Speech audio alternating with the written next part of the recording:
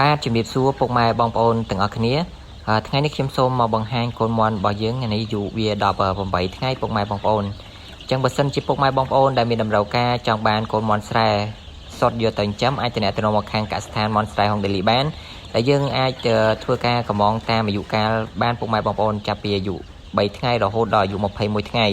ចឹងតម្លៃវិញទៅតាមអាយុកូនមន់ពុកម៉ែបងប្អូនចឹងបើសិនពុកម៉ែបងប្អូនដែលមានតម្រូវការអាចទំនាក់ទំនងមកខាងកសិដ្ឋានមន់ស្រែហុងដេលីបានដែលមានទីតាំងនៅភូមិរូងឃុំលំចង់ស្រុកសំរោងខេត្តតាកែវបើសិនពុកម៉ែបងប្អូនត្រូវការឈុត